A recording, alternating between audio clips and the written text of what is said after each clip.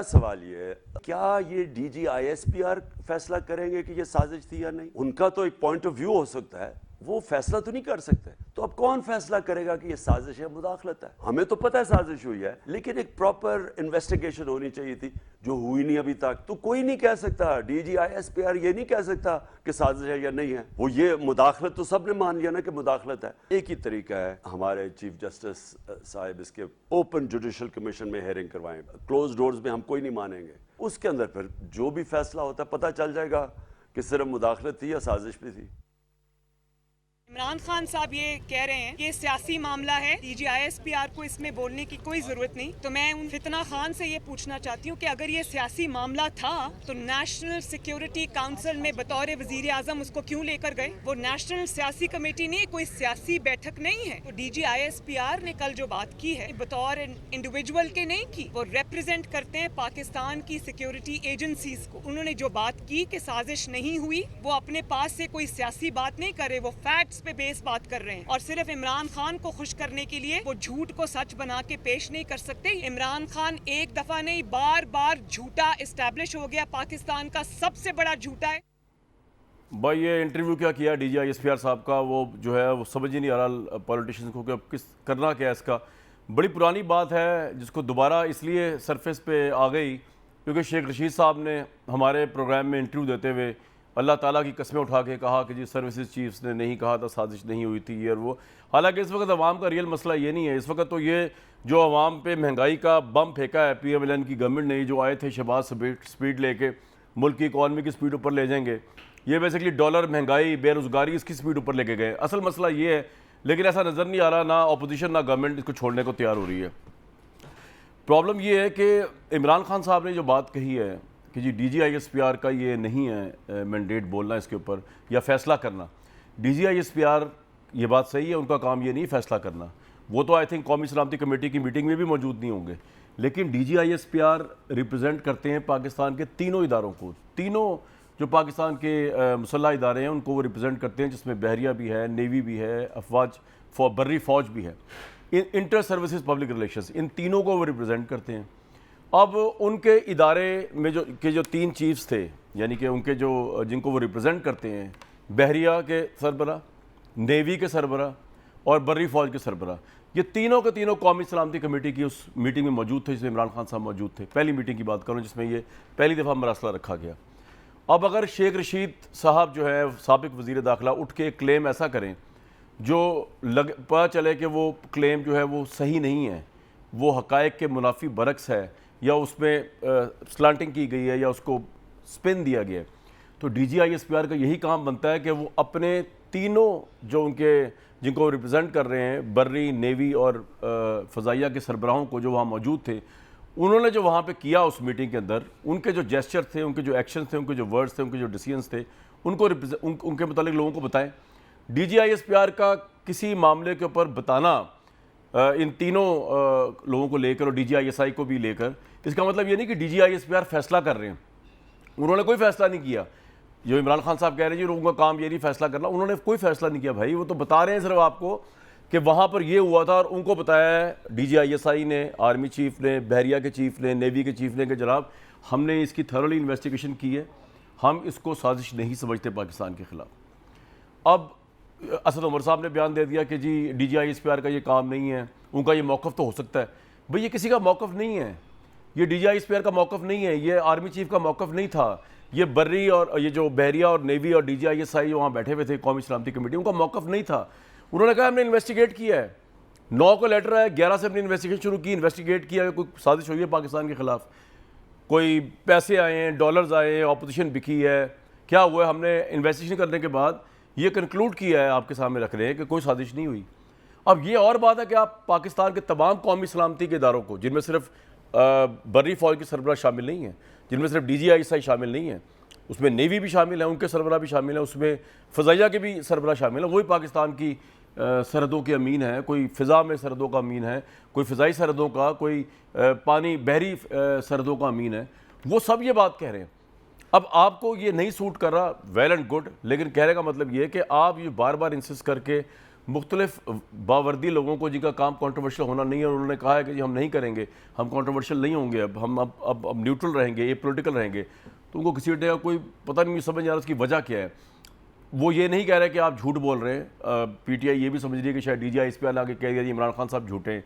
इमरान खान साहब की अपनी अंडरस्टैंडिंग है, वो समझते हैं मुदाखलत साजिश से भी बड़ी चीज़ होती है, साजिश है, ठीक है आप अपना बयान रखें, लेकिन आप इन 3-4 लोगों के ऊपर जो कौमी सलामती कमेटी में मौजूद थे उनके ऊपर रखे तो अपना नैरेटिव ना बनाया कि ये भी यही समझते थे, शेख रशीद साहब कह रहे थे, ये भी ये समझते थे कि साजिश हुई है बिटवीन द लाइन जी, ऐसा हुआ ही नहीं। और कल मैंने जो पॉइंट उठाया था कि अगर ऐसी ही बात थी तो उस कौमी सलामती कमेटी के पहले एलामिये के अंदर इमरान खान साहब को ऑर्डर जारी करना चाहिए था। He was then prime minister. ISI को ऑर्डर जारी करते, कहते कि जी मैं इसको मुदाखलत नहीं समझता, सिर्फ मैं इसको साजिश समझता हूँ, और मैं ISI का बॉस भी हूँ, वो मिलिट्री के भी बॉस हैं, वो बहरिया के भी बॉस हैं, वो नेवी के भी बॉस थे प्राइम मिनिस्टर इमरान खान। वो ऑर्डर जारी करते हैं कि आप सब के सब जो है, खासतौर पर ISI और IB जो है वो इन्वेस्टिगेट करें थॉरली कि ये मैं समझता हूँ कि ये जो है वो कॉन्स्पिरेसी हुई। जब इमरान खान साहब खामोश हो गए उतने ही इलामिये के ऊपर जिसमें से लिखा हुआ है डिमार्च किया जाएगा, डिप्लोमेटिक लैंग्वेज में मुदाखलत हुई है, उसके बाद साजिश कहना, तो वो तो ये नहीं कह रहे, आप कहें आप सच्चे अपनी जगह पे होंगे, लेकिन उन पे रख के झूठ बोलना इतने प्रोफेशनल ऑफिसर्स के ऊपर जिन्होंने 40-40 साल पाकिस्तान के डिफेंस में गुजार दिए, ख्वाह वो बर्री फौज हो या नेवी हो या फ़िज़ाइया हो, वो समझ नहीं आ रहा वो क्यों कर रहे हैं इस तरह। अब उन्होंने कह दिया इतवार को वो 10 बजे रात को इमरान खान साहब कुछ और नए हक़ाइक़ बताएंगे अवाम को, एहतजाज भी होगा और कौम के सामने हक़ाइक़ रखेंगे। वो कह रहे हैं सच ज़्यादा देर तक छुपाया नहीं आ सकता। तो ये भी जान लेते हैं, हमारे साथ बड़े इंपॉर्टेंट लोग मौजूद हैं, अली जैदी साहब मौजूद हैं, शाहदुल आज़म मेरे प्रोग्राम में आते हैं लेकिन मोस्ट वेलकम जब भी आएँ। बैरिस्टर मोहसिन नवाया साहब मौजूद हैं, इरशाद भट्टी साहब मौजूद हैं कि मैं महंगाई को छोड़ूंगा नहीं। आज ये जो शहबाज स्पीड के दावे थे, ये नवाब शाह के अंदर जब फुटेज चलाएं, लोग रिक्शों को आग लगा रहे हैं, ये तो एक फुटेज है ना, यहाँ पे तो पता नहीं कितने लोग हैं जो अपने आप को आग लगाने को तैयार फिर रहे हैं। पेट्रोल को देखकर, महंगाई को देखकर, रोटी को देखकर कुछ कम नहीं हुआ। और पंजाब जो इतना बड़ा सूबा है उसकी तो ये पोजीशन है कि वो जो असेंबली के ऐवान का सरबरा है, असेंबली के ऐवान का जो है जो लीड कर रहे हैं वज़ीर आला, वो उनमें इतनी सख्त नहीं है कि वो अपना बजट इजलास जो है वो पंजाब असेंबली में कर सके। उन्होंने जाके वो गवर्नर की मदद लेके ऐवान इकबाल में पता नहीं कहाँ पे जाके तो बजट पेश किया और वो मंजूर भी खैर करवाई लेंगे। ये तो इनकी क्रेडिबिलिटी है इस वक्त PMLN की, PDM गवर्नमेंट की। तो पता नहीं क्या करने आए और क्या कर रहे हैं। अली जैदी साहब 10 बजे इतवार को कौम से खिताब है, ये हक़ाइक़ जो कौम के सामने रखेंगे, हमें ये तो बताइए किस हवाले से है, अगर आप बता सकें। मैं मुझे पता है आप ये तो नहीं बताएंगे एक्स प्राइम मिनिस्टर साहब ने क्या कहना है, वो तो उन्होंने बताना है, लेकिन ये किस हवाले से है तो थोड़ा गाइड करें हम। पहले तो शाहिद भाई जनाब, जब आपने बुलाया, जब मैं आया हूँ, आज उन्होंने बुलाया तो मैं आज आ गया, तो ये आप ना जनाब। कहें कि और जब आप बुलाएंगे नहीं तो मैं जबरदस्ती तो नहीं आता ना नहीं, यार। नहीं, आपका अपना अब शो, बगैर आप कभी बुलाए भी आ मैं सिर्फ सकते हैं। अपने घर जाता हूँ। जी सही है। आप बगैर बुलाए मैं सिर्फ अपनी अम्मी के घर जाता हूँ और अपने घर जाता हूँ, अच्छा, और भाई तो कोई कहीं नहीं ठीक। जाता, दफ्तर भी और दफ्तर भी। बाकी तो आप जब बुलाएंगे मैं आ जाऊंगा। अली भाई, अब thank आपने जो तमीद बांधी में तो जी। उसको भी थोड़ा सा उसको भी मैं थोड़ा सा क्लैरिफाई कर देता हूं। जरूर जरूर जरूर। जो आपने बड़ी लंबी तमीद बांधी, जनाब। आपने तो बड़ा यार कमाल किया। शायद आपने कह दिया इमरान खान झूठा है, यानी मैंने नहीं कि आपने कहा। कह दिया इमरान खान उनको झूठा कह रहा है। मैंने नहीं कहा भाई, मैं तो नहीं कह रहा, आपने क्या मैंने कहा कि लोग कह आपने रहे हैं कहा इस कि बयान पे, इमरान हालांकि खान- ऐसी बात नहीं है, वो अपनी जगह सच्चे हैं। मैं तो उनको ये कहा अच्छा, आपको, मेरा बयान अच्छा, अगर आप लें अच्छा, तो। जी। मेरी कंफ्यूजन हो गई, माजरत। नहीं सर, जरा मैं वो आपको क्लियर आपका कर दूं, point मैंने clear ये कर कहा है कि इमरान खान साहब अपनी जगह पे सच्चे होंगे और सच्चे हैं कि जी वो समझते हैं कि ये मुदाखलत से बड़ी चीज़ साजिश हुई है। मुदाखलत की बुनियाद पे मैं उस पर उनको चैलेंज ही नहीं कर रहा। मैंने इतना कहा था कि ऑर्डर करना चाहिए था वो ISI को, लेकिन नहीं किया, वो भी ठीक है। मैं ये नहीं कह रहा कि वो झूठे हैं। अब आप बताइए। ठीक अच्छा, मैं पहले आपको थोड़ी सी क्लैरिफिकेशन दे दूं जो आपने बात की। खान साहब ने ये कहा कि ISPR का जो है वो कौन होता है ये कहने वाला कि साजिश है कि नहीं है। देखिए मैं आपको पहले ज़रा थोड़ी सी, ये उन्होंने कहा ना, मैं थोड़ी क्लैरिटी आसान अल्फाज में बता देता हूँ। मैंने ट्वीट भी की है आज। ठीक, देखें, अगर मैंने अपने पड़ोसी के नौकर के को हुक्म देना शुरू कर दिया या उससे बातचीत करना शुरू कर दी, तो वो मैं पड़ोसी के घर में मुदाखलत कर रहा हूँ। ठीक हो गया, ठीक, मुदाखलत कर रहा हूँ, मेरा क्या काम है, उसका नौकर है। अच्छा जी, अब उसके नौकर को मैंने फिर अगर डराना धमकाना शुरू कर दिया कि ये काम करो वरना मैं तुम्हें डराऊं धमकाऊं, इसे कहते हैं धमकी देना, यानी कि अंग्रेजी में थ्रेट। मुदाखलत को अंग्रेजी में कहते हैं इंटरफियरेंस। ठीक, तो दूसरा, अगर मैंने उसको डराना धमकाना शुरू कर दिया तो मैं उसको थ्रेट कर रहा हूं। और तीसरा, अगर उस नौकर ने अपने मालिक को धोखा देके और मेरा काम करना शुरू कर दिया, इसका मतलब है कि वो साजिश कर रहा है। बिल्कुल सही है। अपने तनख्वाह तो वहां से ले रहा है ना वो, अगर मेरी कहने पे वो कर रहा है, समझे कि मैंने उसकी बिल्ली चुरानी है, मैं किसी ने एक बिल्ली चुरानी है, तो वो अगर वो बिल्ली में चुरा लूं, क्योंकि बिल्ली बड़ी प्यारी है, पर्शियन कैट, तो वो अगर मुझे मदद कर दे उस बिल्ली चुराने में, तो वो साजिश ही हो गया ना, उस घर का नौकर है, उसका काम तो ये नहीं है, उसका काम तो अपने मालिक का करना है। अब बताएं मुझे, ये मुदाखलत एक्सेप्ट की, क्योंकि जो नेशनल सिक्योरिटी काउंसिल की जो मिनट्स है, जो सारे अप्रूव किए, उसमें ब्लेटेंट इंटरफेरेंस का लफ्ज है, ब्लेटेंट इंटरफेरेंस। उर्दू में अगर आप तर्जुमा कर ले तो उसमें इसका मतलब इंटरफेरेंस तो मुदाखलत होती है, ब्लेटेंट का मतलब मेरे ख्याल में खुलेआम या बहुत एक्सट्रीम मुदाखलत। ठीक हो गया। दूसरा, तो जो शहबाज शरीफ साहब जब प्राइम मिनिस्टर बने, उन्होंने भी एक नेशनल सिक्योरिटी का इजलास चेयर किया, उसमें भी सारे हमारे ऑनरेबल सर्विसेज चीफ्स और उनके भी जो भी वजीर बैठे, उन्होंने मिनट्स को रिजेक्ट नहीं किया पिछली वाली। उससे पहले कैबिनेट की एक मीटिंग हुई, जैसे आजकल होती है, तो हमारी भी एक स्पेशल मीटिंग कैबिनेट की हुई। उस कैबिनेट की मीटिंग्स भी शहबाज शरीफ साहब ने देखे होंगे और इस कैबिनेट की मीटिंग के डिसीजंस भी देखे होंगे। नहीं देखे होंगे तो कैबिनेट सेक्रेटरी से, कैबिनेट डिवीजन से मंगवा लें, वो आपको बता देंगे। जैसे हम पुरानी कैबिनेट के डिसीजंस मंगा के देख लेते, आप भी देख लें। और उस कैबिनेट डिसीजंस को किसी ने डिसओन नहीं अच्छा, किया। अब मैं आपको एक चीज, अगर अली भाई मुझे आप सर मैं बात खत्म कर लूं ना, बात खत्म कर लूं ना, अगर एक 30 सेकंड और। तीसरी चीज, फ्लोर ऑफ द हाउस पे खड़े होकर शहबाज शरीफ साहब ने यह फरमाया कि जनाब उसमें धमकी भी थी, यानी कि थ्रेट भी थी। तो भाई साहब साजिशी तो फिर वो हो गए ना जिन्होंने इंटरफेरेंस और धमकी के बाद ये काम किया। तो काम करने वाले नजर आ रहे, एक बिलावल हाउस में बैठा हुआ, एक रायवेंट में बैठा था, तो हो गया काम पूरा। साजिशी तो ये थे जिन्होंने साजिश का हिस्सा बन गए। अब मुझे आपसे एक सवाल ये मेरा कहने का मकसद। आपने ये कहा कि जी इमरान खान साहब ने कहा कि ये DGISPR का काम नहीं है बताना कि साजिश है या नहीं। मैंने क्योंकि वो इंटरव्यू किया हुआ है मैंने, और मैंने ना भी किया होता, मैंने वो देखा है उस इंटरव्यू को, चाहे उसमें मैं था या कोई और भी होता।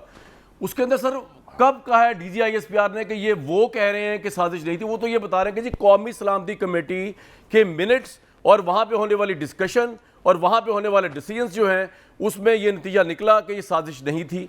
उसके बाद मैंने आपसे सवाल ये पुट किया कल गिल साहब से और आपसे करो, अगर साजिश थी, आप समझते हैं कि नौकर को साथ मिला के बिल्ली अगवा करने की कोशिश थी, तो उस वक्त प्राइम मिनिस्टर को ऑर्डर कौमी सलामती कमेटी के इस्लामिया के साथ जारी करना चाहिए था, ISI के हेड को कहना चाहिए था, IB के हेड को कहना चाहिए था, अफवाज पाकिस्तान को ऑर्डर जारी करना चाहिए था कि जनाब आप, मैं ये समझता हूँ कि नहीं ये इससे बढ़कर साजिश थी और इसके ऊपर इसको, या अगर इसमें कंफ्यूजन भी है तो इसको इन्वेस्टिगेट होना चाहिए और मैं ऑर्डर जारी कर रहा हूँ DGISI को इन्वेस्टिगेट करें। उन्होंने ऐसा कोई ऑर्डर नहीं दिया।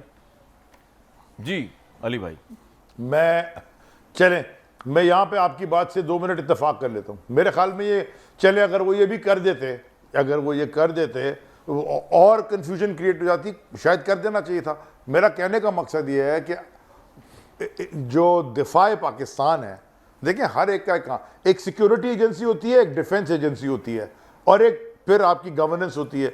यानी कि मैं आपको और आसान समझाऊं कि जो पाकिस्तान नेवी है ना, वो हमारी बहरी बॉर्डर्स का डिफेंसिव फोर्स है। फिर एक है PMSA, Pakistan maritime security agency, उसका काम सिक्योरिटी का काम है, वो सिक्योरिटी करती है। इसी तरह रेंजर्स होते फौज की हैं सारे हमारी, लेकिन वो सिक्योरिटी का काम करते हैं और फौज जो होती है बॉर्डर्स पर होती है। तो डिफेंस एजेंसी अलग होती है, सिक्योरिटी एजेंसी अलग होती है। मेरे ख्याल में अगर वो ये ऑर्डर जारी भी कर देते तो शायद बहुत अच्छा हो जाता और बहुत कंफ्यूजन भी हो जाता, लेकिन उन्होंने नहीं किया। वो समझे कि उन्होंने कहा होगा, मुझे जो नहीं पता, मैं मीटिंग में नहीं था कि अंदर क्या हुआ, मैं तो जा रहा हूं जी मिनट्स के ऊपर और कैबिनेट, क्योंकि मैं कैबिनेट का मेंबर था, कैबिनेट के डिस्कशन आपका पॉइंट आ गया। तो मैं बड़ा बहरी और नेवी को कहने की जरूरत नहीं थी, उनको सिर्फ DGISI को कहने की जरूरत थी। लेकिन नहीं हो, मैं फिर भी इमरान खान की नीयत पे शक नहीं कर रहा कि जी उन्होंने ओवरलुक भी हो सकता है, उसमें उनके जेल में अदम एतमाद और बहुत चीज़ें चल रही होंगी रिगार्डलेस ऑफ दैट। लेकिन एनी हाउ, मैंने ये भी शुरू में प्रोग्राम में कहा, दोबारा बता दूं आपको कि इसको इंटरप्रेट ऐसे किया जा रहा है एज इफ कि DGISPR ने ये बयान देके इमरान खान को झूठा साबित कर दिया, हालांकि ना ये DGISPR का मंशा था मेरे असेसमेंट में और ना किसी ने किसी को झूठा या सच्चा साबित करने की कोशिश की है। जो वहां पर हुआ DGISPR को बिल्कुल बताना चाहिए और हमने सवाल पूछा है, he is also answerable to Pakistani media.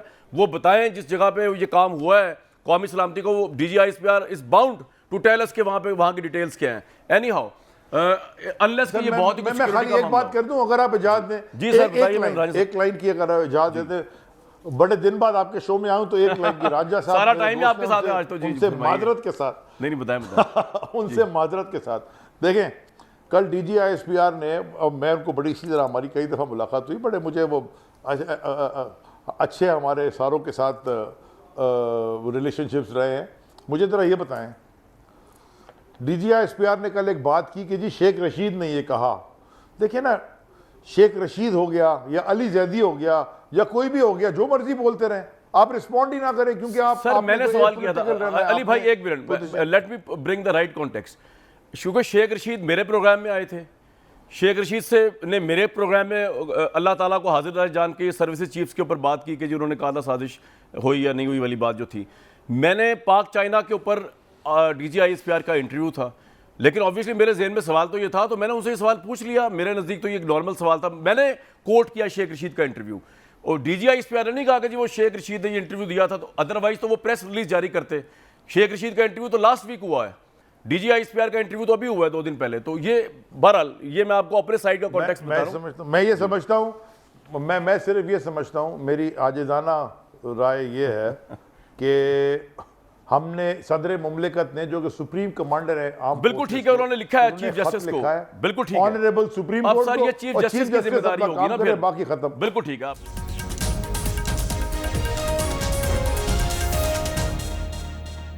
Mohsin राजा जी साहब, सर, बात ये है कि ये आप, मैं इस पे आपसे क्या बात करूं, ये मौजू नहीं आप पे बात करने वाला कि ये कॉन्स्पिरेसी वगैरह, तो अली साहब का मसला है या इदारों का मसला है या मीडिया का मसला है। आप मुझे सिर्फ ये समझा दें कि आज लोग रिक्शा चला रहे हैं, आज 85-86, इमरान खान सही कह रहा है, वो जो कॉल दे रहे हैं त्योहार को, आप देखिएगा यहाँ पे लोग निकले होंगे बाहर, कि आपने जब 150 लीटर पेट्रोल था तो आपने महंगाई मार्च का ऐलान कर दिया था। अब आप तो आए थे चीज़ों को ठीक करने के लिए, भाई आपके तो से कोई चीज़ ठीक हो ही नहीं रही मेरे भाई, आप आए क्यों हैं? पहला सवाल तो ये है।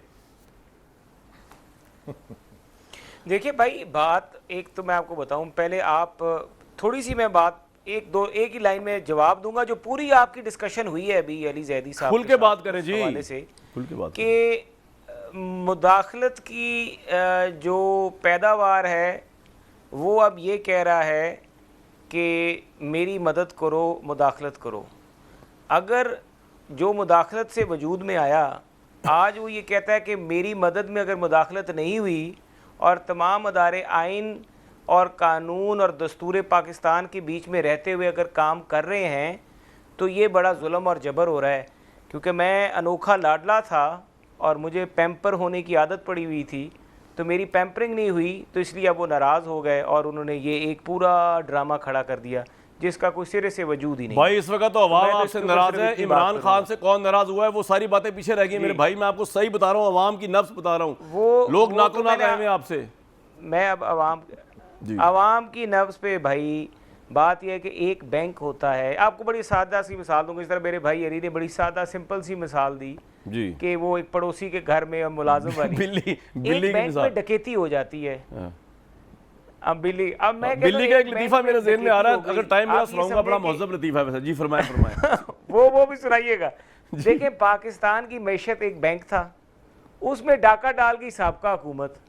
अब बैंक की तिजोरियां भी टूटी पड़ी हैं, बैंक का चौकीदार जो है वो भी जो है वो चौकीदारी करने से इनकार कर गया है, बैंक के मुलाजमीन भी छुट्टी पे चले गए हैं।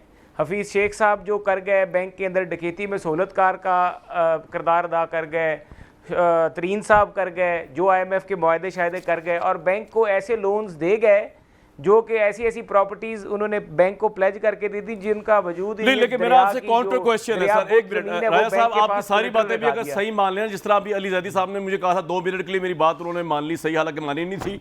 मैं आपकी 1.5 मिनट के लिए अगर ये बात सही भी मान लूँ, मुझे इस सवाल का जवाब दें, जब से आप आए हैं पेट्रोल की कीमत जो 84 रुपये बढ़ गई, महंगा होने से पेट्रोल, महंगाई की शरह 23% की अनप्रेसिडेंटेड, तो इमरान खान के दौर में कभी नहीं हुआ मेरे भाई। तो कहने का मतलब ये कि इमरान खान के दौर में एक तो डॉलर नीचे था आपसे ऑब्वियसली, अब आपको पेट्रोल जो 121 का है, आई कैन अंडरस्टैंड, लेकिन आपको महंगा पड़ रहा है क्योंकि आपसे मार्केट कंट्रोल नहीं हुई, कंज्यूमर का कॉन्फिडेंस मेंटेन नहीं हुआ, तो डॉलर बढ़ा है, तो आपको पेट्रोल महंगा लेना पड़ रहा है और डस्ट उठा रही है पाकिस्तानी अवाम, क्योंकि आपकी गवर्नमेंट यूं है शेकी। देखिए, बात सुने, हमारी गवर्नमेंट अगर शेकी होती तो हम पाकिस्तान को तनाव छोड़ के अभी घर में बैठे होते और इलेक्शन कर रहे थे और अपने मैंडेट की कॉस्ट के ऊपर ये सारा कुछ ना कर रहे तो जो अभी हमने किया है। अगर हम शेकी होते तो हम कहते कि ये अबूरी हुकूमती बजट पास करे, हमारा इस बजट से कोई लेना देना नहीं, क्योंकि ये बजट जो है ये बहुत हमारी पॉलिटिकल पोजीशन को ख़राब करेगा, हमारा इलेक्शन में नुकसान होगा। हमें अगर पाकिस्तान से मोहब्बत ना होती, मुझे तो ये समझ नहीं आ रहा कि अगर मेरी बात सुनिए सर, एक पॉलिटिकली गलत डिसीजन है। मुझे एक बात बताइए, आप किस चक्कर में आप आए हैं? या तो फिर इमरान खान सही कह रहे हैं कि आप सिर्फ अपने केसेस खत्म कराने आए कि उसके लिए आपका प्राइम मिनिस्टर बनना जरूरी था, अदरवाइज तो और तो मुझे समझ ही नहीं आ रही कि आप आए क्यों हैं। देखिए पहली बात यह है कि जो सियासत में आना होता है वो आपने अपनी मूव करनी होती है आने के लिए, चाहे आपको आगे नज़र आ रही हो हार या जीत। हमें अपनी एक मूव ऑपोजिशन, जिस तरह मौसम भाई आपका पॉइंट आ गया, मुझे तो आवाम की सिर्फ हार ही हार नजर आ रही है, आपका तो पता नहीं कि आपकी हार जीत है या नहीं है। देखिए मैं ये समझता हूँ, मैं मेरी बात सुनिए जी, मेरा ये ख्याल है सितंबर में 15 से 20 तक सितंबर तक सूरत हाल बहुत बेहतर हो जाएगी महंगाई के लिहाज से। तेल की कीमतों में मैं कुछ नहीं कह सकता, मुझे तो लगता नहीं है वैसे, क्योंकि इससे पहले आपने कहा था, अब मैं जाऊंगा, कोई बात नहीं की जा, मैं जाऊंगा जरा भट्टी साहब के पास, लेकिन अली साहब क्या कहना चाह रहे हैं क्विकली? 30 सेकंड आपको हाथ खड़ा कर रहे थे आप बार बार, मेरे भाई क्या कहना चाह रहे हैं जल्दी बता दें मेरे भट्टी साहब को। मैं खाली अब मुझे हंसी आपकी बात पे आ रही थी, आप पूछ रहे थे आए क्यों है, आपको नजर नहीं आ रहा क्यों आए? शायद यार आप मुझसे, हम सब तीनों को मिला के आप अक्लमंद हो ज्यादा, सर मैंने नहीं समझ आ रहा क्यों आए। भाई मैंने आपने अगला जुमला नहीं सुना, आपने अगला जुमला नहीं सुना फिर मेरा। मैंने उनसे ये भी पूछा कि क्या आपने केस खत्म कराने आए हैं, पूरा सुन लिया करें भाई आप जज्बात में। एक तो शाहिद भाई जबरदस्त वेल डन। मैं कुछ नहीं कह रहा, आप ही ने कह दिया। मैं कह चुका हूं, भाई की बात सुनूंगा। अभी मैं 3 मिनट पहले कह चुका हूं, आपने सुना नहीं जज्बात में। आप बिल्ली के चक्कर में बैठे हुए मेरे भाई, बिल्ली ने जान छुड़ाया, प्रोग्राम में आए। हाँ जी सर, अच्छा मेरी बात सुने, मैं चाहता था आप दोबारा रिपीट कर दें। अच्छा चल ठीक है, मैं 50 दफा कर दूंगा, मुझे कोई मसला नहीं, मैं कोई इनका कारा थोड़ी हूँ जिस तरह आपका नहीं हूँ। जी भट्टी साहब मुझे एक बात बताएं, आपकी मर्जी है वैसे तो आप किसी पे भी बात कर सकते हैं, ख्वाह आप मरासले से स्टार्ट कर दें, ख्वाह आगे स्टार्ट कर दें, लेकिन मेरा सवाल ये कि यार ये इधर भाई लेने क्या आए हैं, मुझे तो समझ नहीं आ रही है। जो ये जितनी बातें कर रहे हैं आलमी महंगाई, और ये तो फिर इमरान खान को भी यही प्रॉब्लम थी, लेकिन इमरान खान के दौर में डॉलर भी कंट्रोल में था, पेट्रोल भी इस लेवल पे नहीं गया हुआ था। Your take sir. भाईजान अभी तो यूं ही लगता है कि ये आयत किस लिए थे। पहला हदफ था आल बचाओ माल बचाओ खाल बचाओ, जिसमें इन्होंने नैब की तरमीम कर दी, दिन दिहाड़े डाका डाला और इस मुल्क में करप्शन को लीगल करार दे दिया, और सारों ने खुद को एनआरओ दिया, और सब इमरान खान साहब के दौर में जो अब नैब उनको भी इन्वेस्टिगेट नहीं कर सकता, खा वो शुगर कमीशन हो, खा वो आटा गंदम हो, खा अद्वियात हो, खा BRT हो, खा मालम जब्बा हो, कुछ भी। अब ये बैठकर देख रहे हैं कि घड़ियाँ कहाँ बिकी हैं, अंगूठियाँ हीरे की कहाँ से आई हैं, और तसव्वुफ यूनिवर्सिटी का वो कितनी दी गई है ज़मीन, बिल्कुल इन्वेस्टिगेट होना चाहिए, और अगर किसी ने लूटा है तो एक एक पैसा आना चाहिए। लेकिन ये अपने आप को एनआरओ दे चुके हैं, पहली बात ये। दूसरा ये आए थे इलेक्शंस की, ये जो BRT ये जो EVM ख़त्म करें और जो ओवरसीज़ वोटिंग है उसका क्रियाक्रम करें। तीसरा ये आए थे नवंबर की तकर्री के लिए। नवंबर की तकर्री सब पे भारी पड़ी हुई थी, इसलिए ये 3 पॉइंट्स थे। इसमें कोई महंगाई नहीं थी, कोई बेरोजगारी नहीं थी, कोई गुर्बत नहीं थी, कोई इनकी तैयारी नहीं थी, कोई इनका इकट्ठे होने का वजह नहीं है, मंशूर एक नहीं है, इनका विजन एक नहीं है। ये एक दूसरे को गद्दार कह चुके हैं, दरिंदा धरती का नसूर कह चुके हैं, ये कातिल और मकतूल वैसे भट्टी साहब एक बात बताएं, जमहूरियत है। इस वक्त सबसे ज्यादा खुशी का मुकाम जो है ना, जो खुश तरीन शख्स हैं पाकिस्तान के, वो आसिफ अली जरदारी साहब। उनके बेटे ट्रेनिंग ले रहे हैं नून लीग के कंधों पे बैठ के, गालियां पड़ रही हैं महंगाई की वजह से नून लीग को, और वो नून लीग के कंधों पे बैठ के पूरी दुनिया का ट्रिप मार रहे हैं, ट्रेनिंग ले रहे हैं वजीर खारजा to become prime minister in coming years, whatever planning है। सिंध की गवर्नमेंट भी उन्होंने बचा ली, पंजाब के अंदर भी वजारतें ले ली, चाहे उनके पास इतनी सीटें थी या नहीं थी। सारा कूड़ा जो है वो पड़ रहा है PFLN के ऊपर, और मजे कर रहे हैं, फ्रूट और शहद खा रहे हैं जरदारी साहब। इस पर भी जरा कोई राय जनी करते हैं भट्टी साहब। ये पुरानी बात हो गई है कि खोई मलाई वाली वजारतें मौलाना साहब साइड पे लेके निकल गए, और आसिफ अली जरदारी साहब अपने बेटे और जिनको वो वजीर वजारत उज़्मा का सेहरा देखना चाहते हैं, उनको वो उनके CV बेहतर कर रहे हैं बैरून मुल्क। और मैं तो तरस गया हूं कि बिलावल भुट्टो साहब पाकिस्तान के दौरे पे आएं और आकर एक हमें जिए भुट्टो का नारा सुनाएं ताकि हम फिर जोश और जज्बे के साथ आगे बढ़ें। अब मैं शुरू करता हूं महंगाई का नवाज शरीफ साहब से। वो जो क्लिप एक मैंने भी देखा है जिसमें उन्होंने कहा है कि ये जो तब्दीली सरकार है ये रात को जो पेट्रोल की कीमतें बढ़ाती है, इसका मतलब रात को तो डाके मारे जाते हैं, रात को तो लोगों की जेबें काटी जाती हैं। मकाफाते अमल देखिए कि इन्होंने हर मर्तबा कीमत बढ़ाई रात को। अच्छा, दूसरी बात, शहबाज शरीफ साहब के दौरों का मुझे कोई हासिल वसूल बताइए। जहर खाने को पैसे नहीं है मुसद्दक, बकौल मुसद्दक मलिक साहब के, और बकौल एहसन इकबाल चाय का वो कप कम पी लें। एहसन साहब मैंने आज सारा दिन आधा कप पिया है, 2 पीने थे लेकिन मैंने आधा पिया है, मैं आपके साथ हूं। दूसरा, बिजली कम इस्तेमाल करें, वो भी मैं एसी के बगैर सो रहा हूं, मौसम अच्छा हो गया। तीसरी बात यह कि 4 भाई अगर मुझे एक ब्रेक के लिए कहा जा रहा है, लेकिन सवाल ये है कि ये कब तक चलेगी? कामरान भाई सिर्फ 1 मिनट, 1 मिनट कामरान भाई सिर्फ 1 मिनट प्लीज।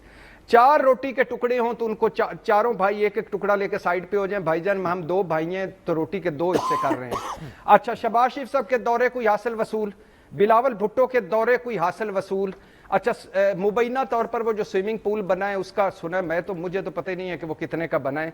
अच्छा, जो 3-4 कैंप ऑफिस बनाए हैं शहबाज शरीफ साहब, सर ये आपका पॉइंट आ गया, इस्माइल के घर में आपका ये पॉइंट आ गया, सुन लीजिएगा प्लीज, सुन लीजिएगा, एंड कर दें इसका क्या आपके आर्गुमेंट का पॉइंट क्या है? प्लीज सुन लीजिएगा, प्लीज सुन लीजिएगा। मिफ्ता इस्माइल के घर की जो तजीनो आराइश हुई है, वजीर आजम के सेक्रेटेरिएट के 1.25 महीने में 26 लाख के जो खाबे हैं, आप भाईजान कोई बड़ा काम करें। ये जो इलीट क्लास को मरा, मैं बड़ा काम बता रहा हूं ना, सुन तो लें, बड़ा काम सुन लें, हाथियों को खत्म करें। ये सर मैं बड़ा काम बता रहा हूं, ब्रेक पे जाते हुए सुन लें जरा आप।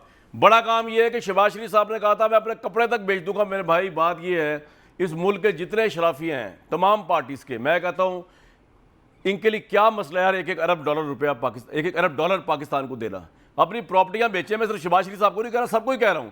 ये जो पार्टियों में बड़े आज वो एनालिसिस हुआ है गैलप वालों का जी, 96% पाकिस्तानियों को बड़ी मोहब्बत है अपने मुल्क से, बड़ी अच्छी बात है, पूरी दुनिया में है, लेकिन मोहब्बत चाहिए भाई, वो तो बेचारे ओवरसीज तो दे ही रहे हैं डॉलर्स और पाउंड्स में। ये दें असल में जिन्होंने यहाँ से इज्जत कमाई, वकार कमाया, पता नहीं करप्शन भी की या नहीं की, ओहदे कमाए, ये वापस करें अपनी प्रॉपर्टी, तो पाकिस्तान निकल आएगा इन अजाबों से। और अली भाई के लिए एक सवाल छोड़े जा रहा हूँ मैं, ब्रेक के बाद वापस आऊँगा कि यार आप तो कहते थे कि ये अमेरिका की इंपोर्टेड गवर्नमेंट है, तो ना अमेरिका की मदद कर रहा है इससे निकलने के लिए, ना IMF मदद कर रहा है, किस तरह की ये इंपोर्टेड गवर्नमेंट है? जरा जवाब सोच के रखिएगा, ब्रेक के बाद आ रहा हूं मैं।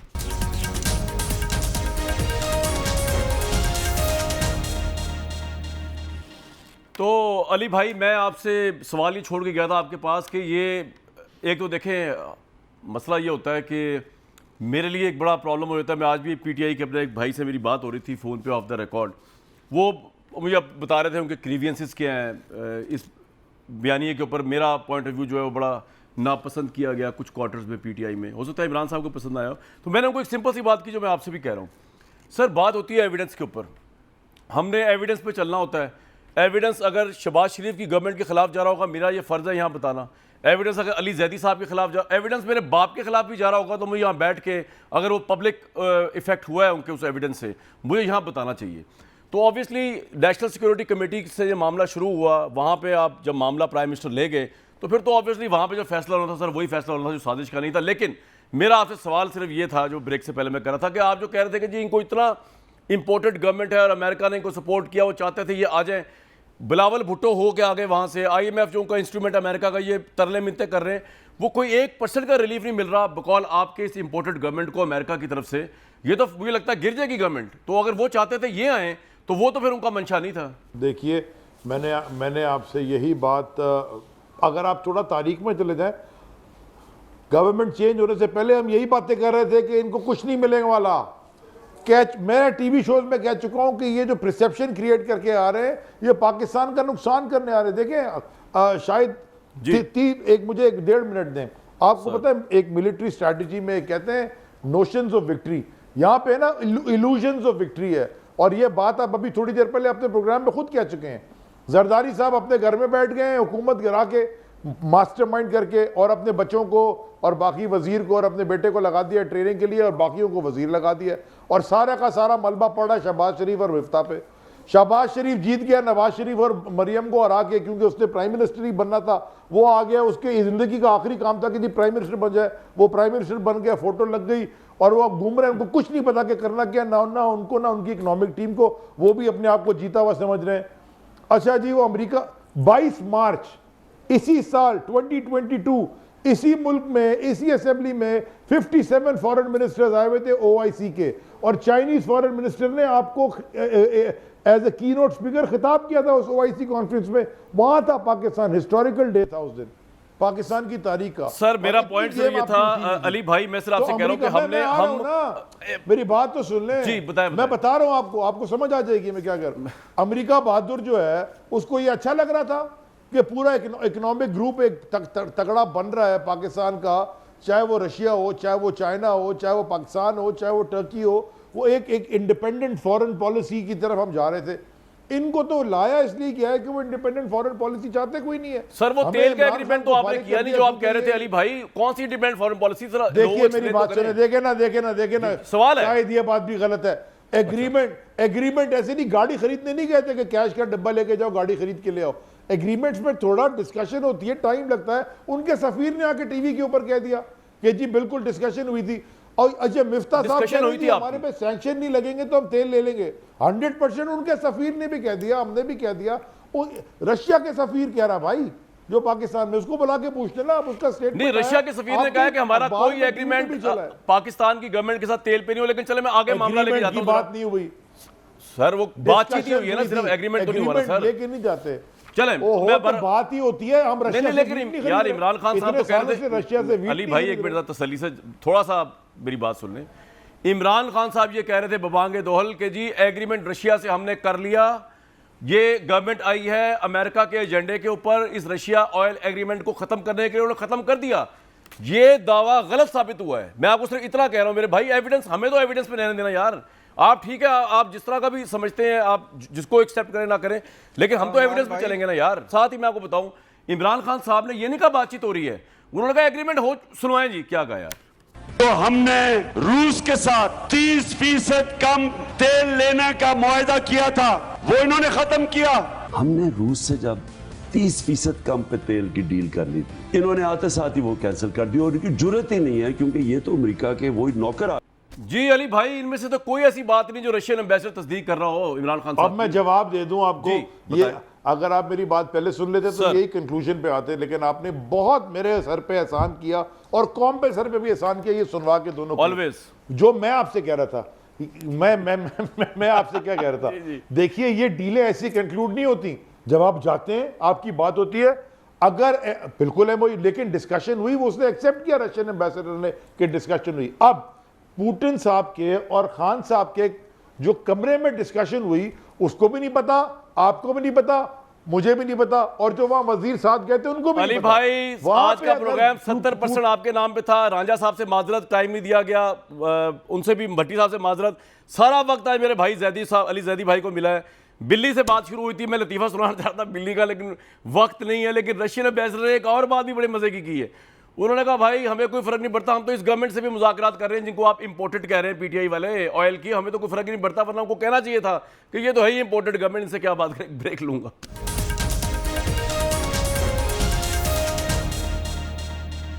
भाई हकायक ना मैं चाहूँगा कि मैं मसक करूँ, ना कोई और करे मसक करे। अब 10 बजे इतवार को इमरान खान साहब को सुनेंगे, उम्मीद है वो भी हकायक पर ही बात करेंगे। अवाम फैसला करेगी सच और झूठ का। वैसे तो ये दीजिए नेक्स्ट वीक तक के लिए इजाज़त।